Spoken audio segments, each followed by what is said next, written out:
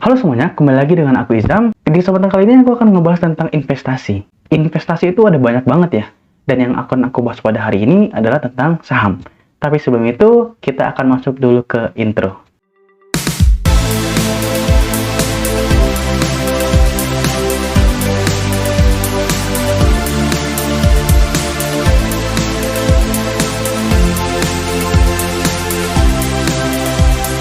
Apa itu saham? Saham adalah bukti kepemilikan nilai dari sebuah perusahaan.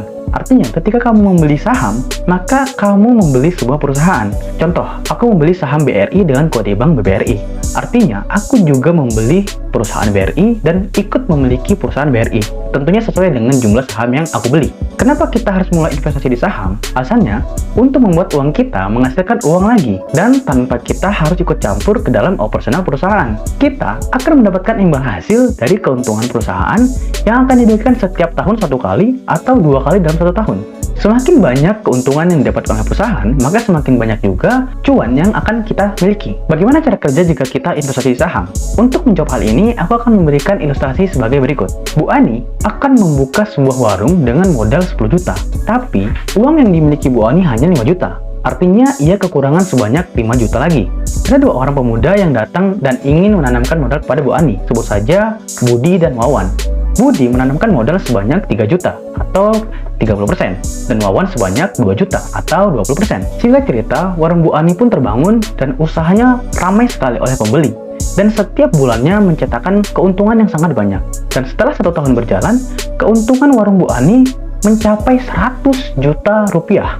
Maka dengan persentase kepemilikan saham oleh Bu Ani, Budi, dan Wawan, mereka akan membagikan keuntungan pada tahun tersebut. Di mana Bu Ani yang memiliki saham 50% mendapatkan pembagian keuntungan sebesar 50 juta rupiah. Budi yang sebanyak 30% mendapatkan keuntungan sebesar 30 juta rupiah. Dan Wawan sebanyak 20% sahamnya, maka ia mendapatkan keuntungan sebesar 20 juta rupiah. Hal inilah yang disebut sebagai dividen. Dividen adalah pembagian laba kepada para pemegang saham sesuai dengan jumlah saham yang ia miliki. Bagaimana jika ingin menjual saham tersebut? Untuk menjawab pertanyaan ini, aku akan kembali mengilustrasikan cerita tadi. Singkat cerita, seperti yang tadi sudah dikatakan, bahwa warung Bu Ani terus mencetakkan keuntungan, pembelinya semakin banyak. Karena banyaknya pembeli, akhirnya banyak orang yang memiliki minat untuk menanamkan modalnya di warung Bu Ani. Nah, karena banyaknya orang yang ingin menanamkan modal sesuai dengan permintaan ekonomi, di mana ketika permintaan itu banyak dan penawarannya itu tetap, maka harganya akan naik. Di sini kasusnya adalah kita tidak bisa lagi menjual saham dari warung Bu Ani sesuai dengan harga awal yang kita beli. Misal, Budi ingin menjual sahamnya sebanyak 30%, yaitu modal awal dia sebesar 3 juta rupiah. Maka Budi akan sangat rugi jika ia tetap menjual sebanyak 3 juta rupiah. Kenapa? Karena warung Bu Ani bisa mencetakkan keuntungan setiap bulan. Artinya, nilai saham Bu Ani sebanyak 30% bukan 3 juta rupiah lagi.